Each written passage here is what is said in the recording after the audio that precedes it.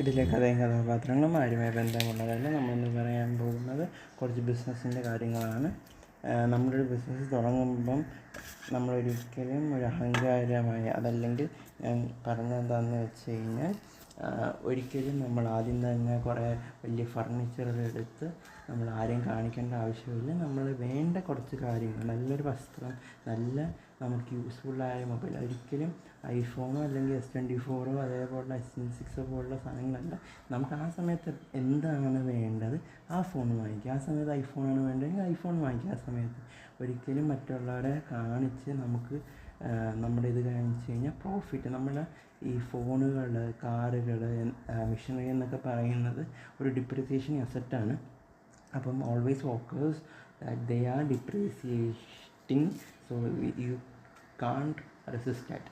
അപ്പം നമ്മളെപ്പോഴും ഫോക്കസ് ചെയ്യേണ്ടതെന്ന് വെച്ച് കഴിഞ്ഞാൽ ഈ ഡിപ്രീസിയേഷൻ അസറ്റിലല്ല ഫോക്കസ് ചെയ്യേണ്ടത്, എങ്ങനെ നമ്മുടെ കമ്പനീനെ വളർത്താമെന്നായിരിക്കണം.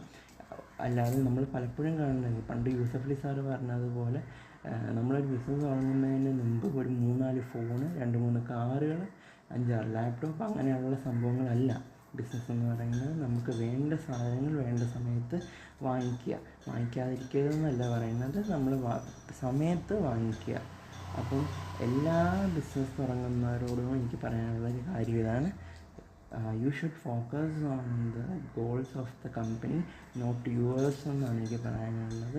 അതേപോലെ തന്നെ നിങ്ങൾക്ക് സാലറി, നിങ്ങൾ ആ കമ്പനിയുടെ ഓണർ ആണെങ്കിലും മന്ത്ലി നിങ്ങളൊരു സാലറി ഒപ്പിട്ട് വാങ്ങിയേ പറ്റൂ. Because in the business term you are a different person from the business. അതായത് ബിസിനസ്സിൽ നിങ്ങൾ വേറൊരാളാണ്.